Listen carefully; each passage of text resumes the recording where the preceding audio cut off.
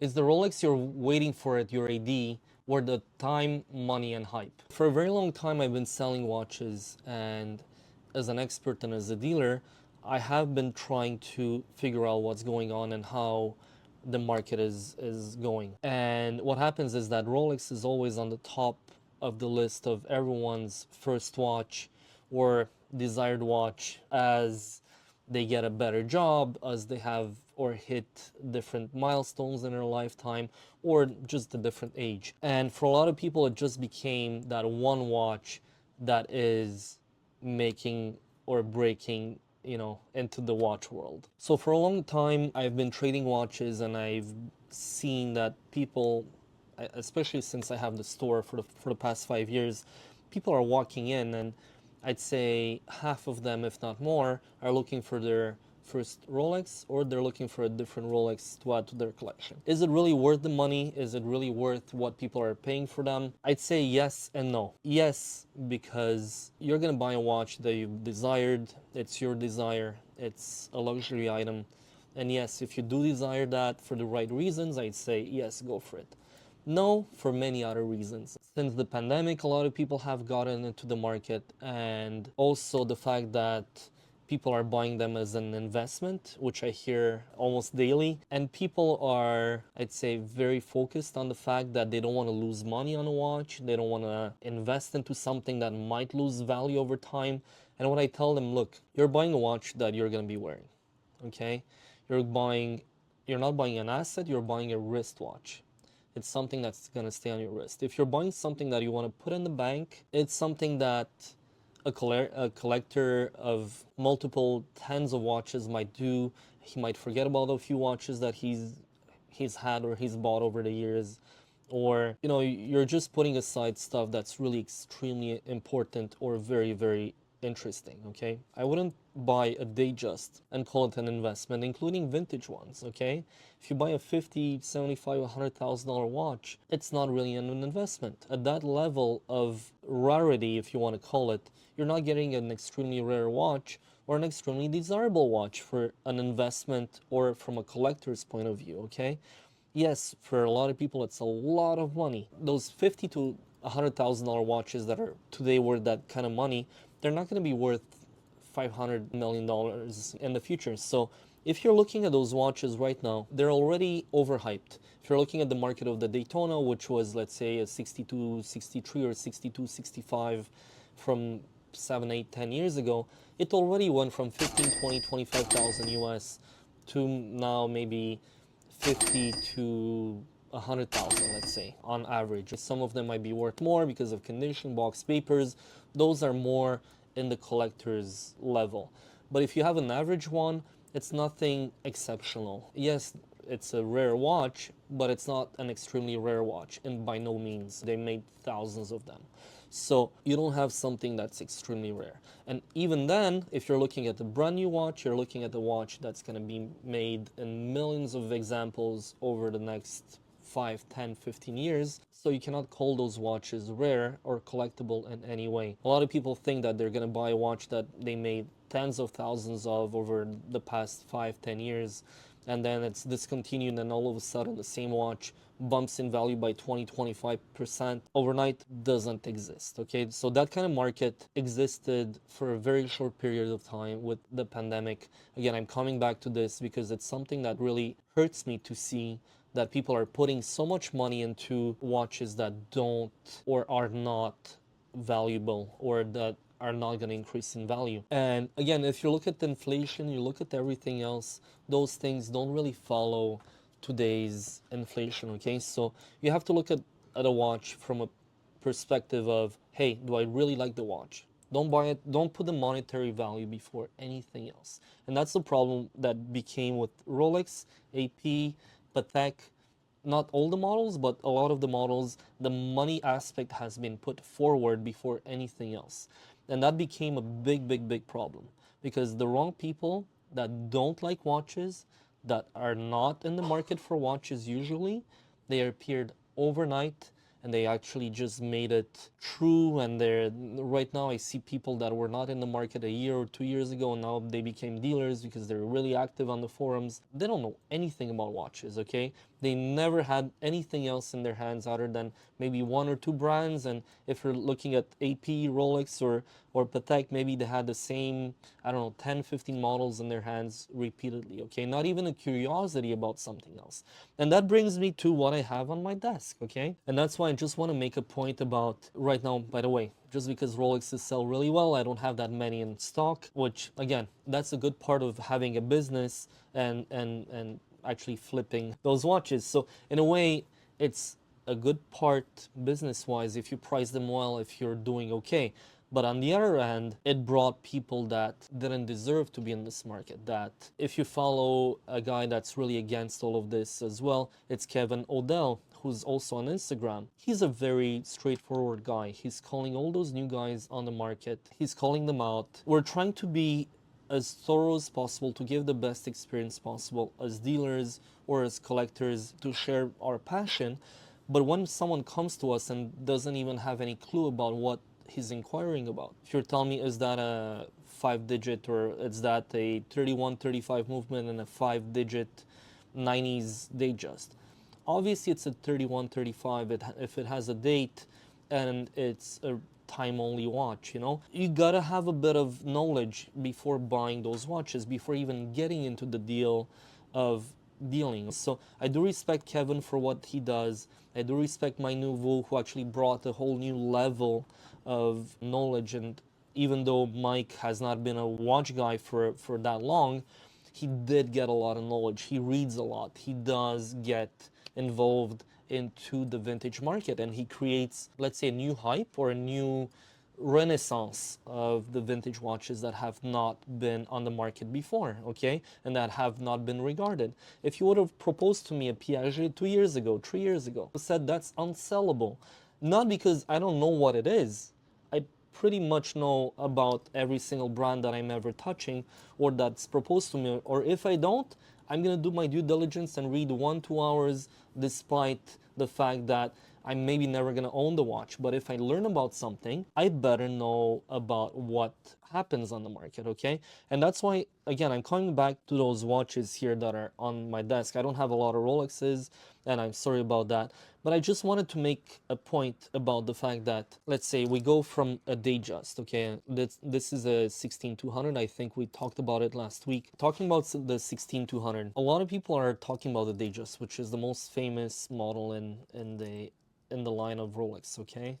A lot of people are buying their first Rolex. It's going to be a Datejust, maybe a vintage one like this one or a newer one. A lot of people are also asking me, is it worth it to buy a Datejust? By all means, it's a very good daily watch. I see a lot of people wearing them. It's very nice. Is it worth more than retail? I'd say no. If you're talking about a vintage one like this, yes, it's worth more than what it was paid 20, 25, 30 years ago, for sure. Only thing, again, you have to take in consideration condition of the bracelet, okay? Have to take in consideration, is it polished? Is it a nice dial? Is it something that aged well? Even if it's a damaged dial by the means or by the talks of Rolex, okay? Sometimes they're gonna say, hey, this dial is damaged because it patinated in a certain way. Us collectors or people might find it attractive. Rolex doesn't. So you cannot just keep the dial if they deem it not good. When it comes to newer watches, why don't I have a lot of modern watches in stock? Because I'm just gonna call someone, I'm gonna tell them, hey, do you want this watch? And they're gonna buy it. I don't need to make anything, but I keep the ball rolling, and that customer might bring me something else down the road. But to actually hold a brand new watch in stock right now, honestly, it's not worth it for me because the margins are so small. There's another thing that no one talks about, and the fact is that people might like me or hate me for this, but a lot of the modern watches, people want to pay cash, they don't want to pay taxes, and it becomes a big problem for me as a business. If I export the watch, it's no problem. There's no taxes to be applied on the sale. But when we're talking Canadian sales, have to apply taxes. It's a mandatory thing. A lot of people are not gonna say this, but there's that side business, okay, that's been going on with those watches for the past 4 or 5 years. If you're not financially sound in terms of your accounting and everything that you do with that, it's becoming a very big problem. I cannot be competitive if I'm selling a watch and I have to charge anywhere from 5 to 15% extra taxes, I'm already penalized by 5 to 15% in Canada. Too many people are doing it, and too many people are not doing the right thing in a financial way. Again, I'm not aiming at anyone. They do their choices. I'm not the police. I don't care, okay? But that actually brought me to the point where, you know what? I don't have to go with the flow. I might go against the flow. And I might learn from people that are really more curious and that are a lot more interesting and that have a knowledge and have done this and done that. And that's why I'm trying to follow guys that are doing something different.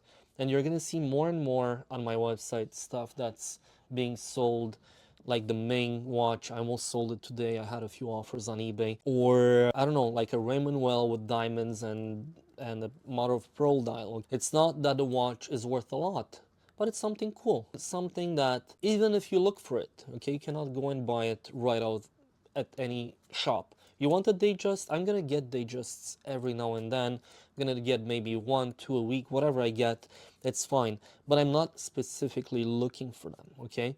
So this whole market created another beast, that is the fact that everyone is looking for the same thing.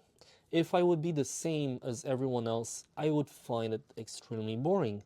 And that's why when it gets to vintage, it's a lot more cool because each watch aged differently. Each watch is unique. For example, we talked about this when I have a PCG here, so pointed crown guard 5512, with a seemingly 5513 dial. That transition period of 1962-1963 was very odd. A lot of things happen in Canada and in the US. It's a gilt dial, tritium, and it's a Swiss and white dial, which means it's a tritium dial. Because back then, when you had full gilt underline, the underline meant that the watch was actually radium. Radium is dangerous. A lot of people died because of it, and it's pretty obvious that there was a lot to be changed about the whole market. What happens when you're talking about a 5513 like this with a white Swiss dial at the bottom, no underline? I haven't seen another one on the market so far.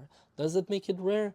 Extremely rare. But what happens? The case was polished, the dial was very glossy to begin with, so those 5512s, 5513s from the time, what happens is that the glossiness often was damaged by humidity, air, or even time, because that lacquer is a mix of chemicals, okay? So some of them aged better than others, and in this case, it created micro bubbles throughout the whole dial. So it looks like a matte dial, but it's actually a gilt dial. So even though that the lume has not been touched, it's all original. Everything is original to the watch except the hands, which are a bit later. They're not looming like the rest of the dial. It doesn't matter. I'd say that's a 90% or 85% correct watch except the hands. Does it make it less valuable because of that? Just a bit. The hands we can always find. But the one thing that hits and that makes it really less desirable is the fact that the dial turned matte. That brings me to the fact that even though that the watch is extremely rare, on an extremely rare dial to begin with, the fact that the condition is not at the top tier, it makes it an average watch overall. So that's why we're not asking crazy money on the website. It's still original, it's very honest, but it is what it is. We have to accept that fact. And even though we're talking watches like this, it's not something that's going to be of extreme value or it's going to appreciate by a factor of 10 overall in the next few years. It's little details. I'm geeking out to you guys right now about this watch, but it's something that's important to understand, that even though that the watch is extremely rare, the dial is really extremely rare, it doesn't make it an extremely valuable watch. If this is not rare and doesn't make it extremely valuable, how can a Batman, a Pepsi, or anything that's being produced in tens of thousands of examples every year be more valuable? So all of those watches are mass produced. They have been mass produced for about 7 years now. If we're talking of Rolex, we have a whole history of about 40 to 45 million watches, more or less. We can do the math more or less, but it's around there. Some of them are more valuable than others just because they made very little of them. But it doesn't make a more modern watch more valuable just because the demand is there. A lot of people were asking me during the pandemic, what happens? Why no one has the watches at the price I want them to be? I'm like, look, if a dealer in the States or in the US or in Hong Kong or in Paris has the means, okay, sometimes there are 5, 10 dealers that are working together, they open multiple stores. I'm thinking of a few of them that did really well, and I'm glad for them. They're doing really well with those modern watches.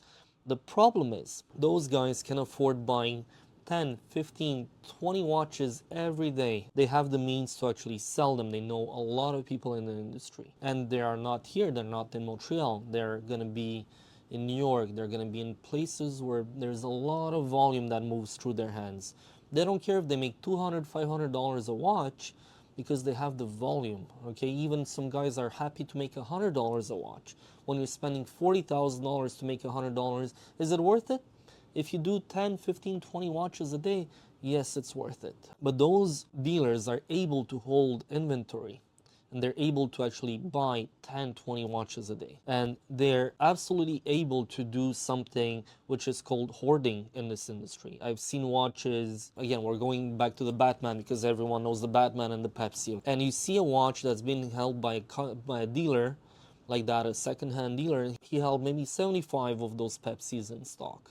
75 Pepsis at the height of the pandemic might mean maybe a couple of $1 million in US dollars, which was a crazy amount of money back then. If you're able to hold that and you're thinking it's going to go up in value, good for you. But what happens when you're holding so many watches? You're actually preventing people that really want those watches to be on their wrist and that have 15,000 to put on a watch, and you're asking them right now 35,000, $40,000, holding back all that inventory. And the people who really wanted those watches are actually never going to be able to afford those watches. It becomes unobtainium for someone who actually has a 9 to 5 job. If you're holding so many watches from the market, what happens? Obviously, it's an inflated value for people who actually want a watch and they're ready to pay anything to get one. Problem is, they keep on producing them. Every single day there's a new watch, and one of the ADs or one of the dealers locally or near your house that's gonna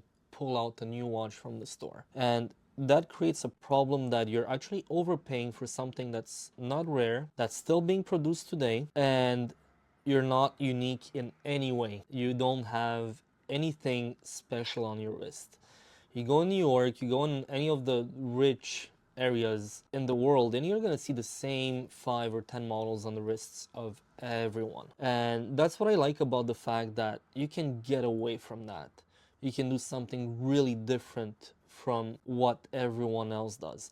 And that's what we're going to try to do in the next 6 to 12 months, to actually try and pull out more and more watches of the local market that are unique, that are vintage, that are maybe even produced by independents. I do have a few independent watches myself, and even lately I'm really happy to have added a Moser. This is a Pioneer limited edition Govberg, and what does that have less than a Rolex when you buy them for almost the same price on the secondary market? Those watches don't make any sense in terms of pricing and in terms of secondary market versus what you see of something that's being mass produced. And that's why people, you have to open your eyes and open your mind to something else, to something that is more than a publicity, more than a showpiece. You should just buy something that's more than reputation, that's something more than just a crown on a dial, okay? It makes it boring. I would not be happy to deal only with those. I appreciate them. I've been collecting vintage myself. I love them. They're really cool watches. But again, there's so much more. And that's why I commend you. You know, if you can take 5, 10, 15 minutes. If you really tell me that you're being passionate about watches, go and learn about something else. If you come to my store and you're only talking to me about that Datejust or that thing, I'm gonna get bored and I'm gonna lose you, and we're not gonna have a really nice conversation, because obviously, you know, I cannot be the only one developing something when we're talking. So all of that being said, you're not only creating something that's bad in the market by doing this, but you're also destroying the market. Okay, you cannot if you're looking at people driving cars, you don't only see Hondas on the road, or you don't only see Lamborghinis on the road, okay? You only make it worse when you do the same thing over and over and over again. I would be very unhappy, and I would be making people unhappy to actually do the same thing over and over again. And that's why even today, we're looking at brands like Blancpain. I just, by the way, shout out to Aaron Bespoke. He was here. He just delivered me this strap for this watch, and that's a Blancpain Le Mans Big Date. Amazingly built watch with a really cool deployant, very well made. The strap just fits perfectly on that, and this is something that's going to be extremely enjoyable for anyone. What's cool about this whole industry is that there's something more and something more unique than what you see on a daily basis. And the Blancpain, or even a vintage Rolex, if you show me that you know something about watches, it's not only about a few things. If you just want to watch for every day, as I said at the beginning, buy whatever you like, enjoy it, cherish it. Don't talk about value, don't talk about anything. We don't care. We know the values, we can look them up. We talked about that last week, okay? It's not cool. A watch is not a value. A watch is memories. A watch is unique. A watch is gonna be with you all your life, okay? When you have a watch that you've been living with for your whole life, and you've been actually sharing that, that the wrist with your watch for, I don't know, 20, 30, 50 years, that one watch normally has followed you throughout your life, okay? We have the luxury now to actually be able to collect them and share our passion and everything, and we have multiple watches on our wrists. But for a lot of people, it was one watch, one person. So if you think of that, you're actually getting all the memories of that watch by buying it from that person. And that's the most important part. You have to actually create memories around those watches. And even here in the store, I do have a Doxa that used to be my grandmother's, and that's something very important to me. I wore the watch a few times.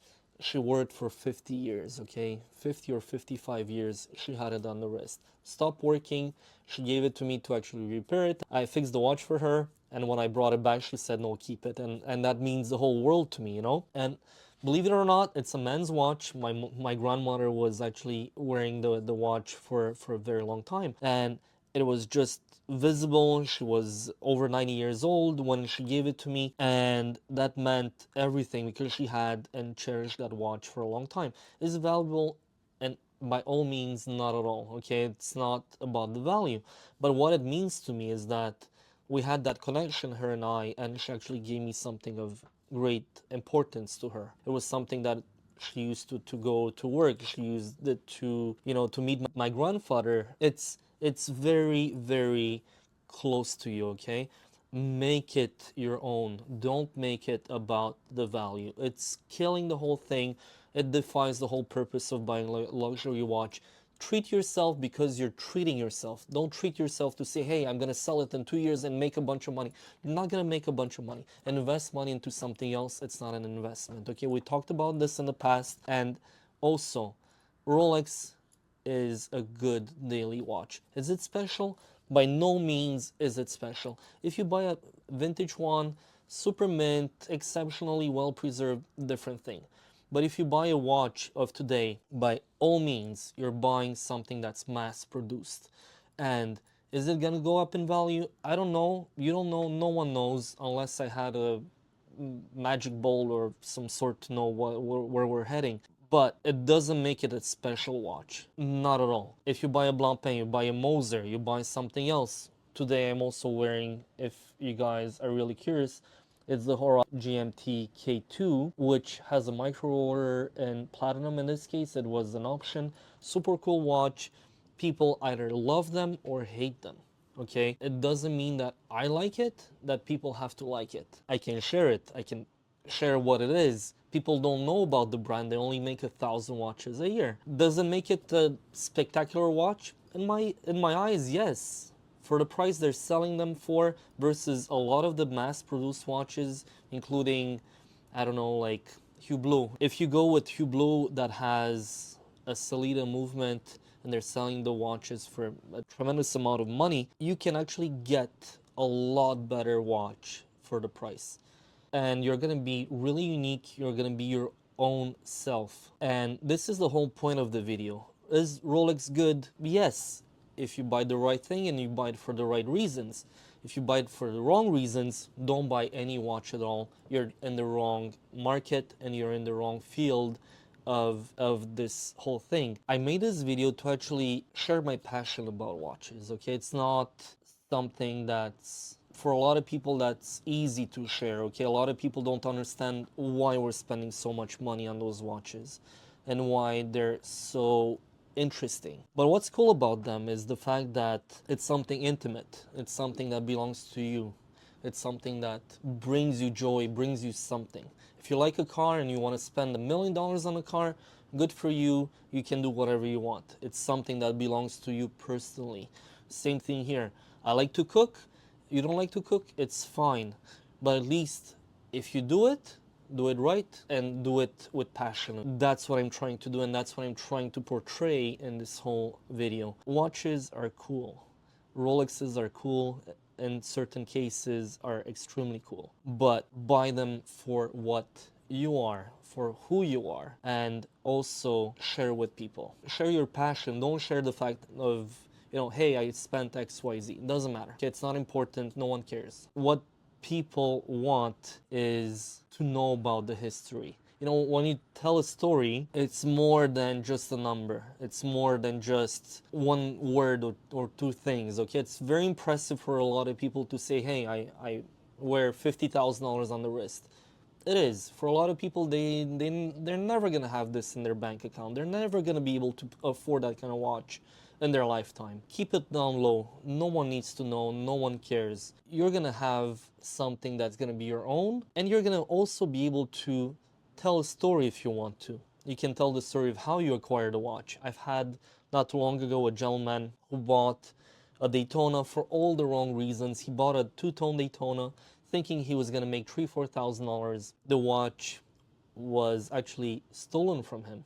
It was a wire fraud of some sort. I don't know exactly. I don't want to go into the details. But then magically, with a lot of effort, that gentleman was actually able to get the watch back. He went all the way to New York, the whole 9 yards, And what happened is that he came to me. He's like, hey, by the fact that the watch was stolen, I was able to get it back 2-3 months later. Is the watch real and is it okay? And I opened the watch, everything was okay, and he just wanted to be reassured that from the point of him handing the watch to the person who actually stole the watch or shipping the watch, or I don't know what happened, to the point of getting the watch back, he just wanted to see if the watch had been modified or not. And I told him, no, everything is fine. I didn't charge him anything. I felt really bad for him and everything. But at the end, he asked me, should I wear the watch now? I'm like, dude, you have the best freaking story of a lifetime getting that watch back in the way you got it. You're in the caboons in Ontario selling your watch, and the watch ends up in the States. You end up getting there, you get the police involved, you get multiple dealers, including me now. I'm assessing the watch for you, and I'm just checking the watch. And now you're telling you don't want to wear the watch? I'm mind blown, by that kind of mentality. Look, right now you've had the watch for a year or whatever you had it for, 7 months or 8 months or whatever. Doesn't really matter. Wear the watch, okay? You're gonna tell your grandkids, hey, that watch actually had been stolen years ago and this happened and that happened. That's a cool story. It belongs to the watch. It belongs to you. Why would you want to sell that thing now? It's not about money. It's about the fact that now, with your endeavor of trying to make a few $1,000s, you got a history and a story that belongs to you, that belongs to the watch, and that should be carried on to the next person and maybe to your kids, So that just shocks me that the person was trying to sell the watch back. It's something cool, okay? Watches are not just watches. They're not just luxury. They're not just a number. Make it something that belongs to you, okay? And it's cool. I love it, and after a while, you just try to get to the next thing in terms of knowledge, in terms of something unique, and I find that there's a lot of uniqueness right now. Just be curious, look at what people are coming up with. There's a few guys out there right now, even Hodinky, they stopped selling watches for a while. They're gonna do a lot more informative work, which they stopped doing for a while. They were really heading and aiming for the money grab. I'm good for them. I'm really hoping that this is gonna help the market. There's SJX watches that are talking about great watches in Singapore.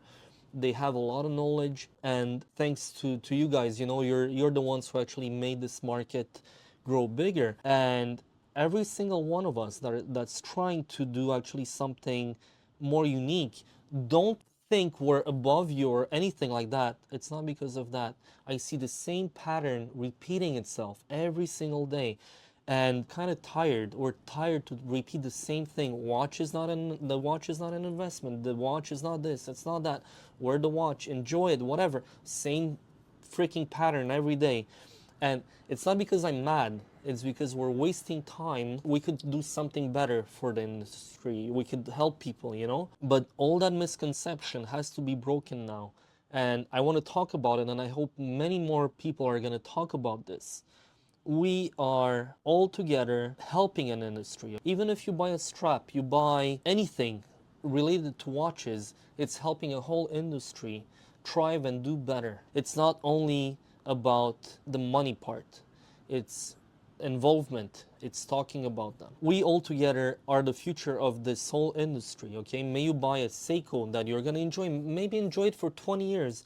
Good for you. You cannot afford something else. I'm never gonna judge that. But don't make it all about one brand. Don't make it all about money. It's not what it is. It's about you liking what you like.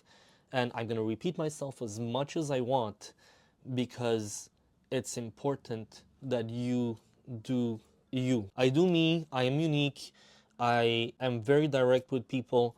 People might like me, might hate me. It's fine. I am me. I'm assuming who I am. And I'm always going to do the best for my customers, for myself, and for everyone that surrounds me. If someone needs help, I'm going to help him out, and I'm going to tell him, hey, this is what it is. You don't want to listen to me? It's fine. I'm telling you from my heart, this is what it is, as a friend and as someone who's been in the business for a long time. So for the future, guys, I want to tell you that I want to do more videos about knowledge, about passion, about watches, and maybe even drift a bit. Watches are not just wristwatches, they're pocket watches and tool watches that were used over the past 150, 200, 300 years. There's a lot of history. If you like, please subscribe. We're going to try to do more, and in the future, there's going to be more ranting about you doing you. Thank you, guys.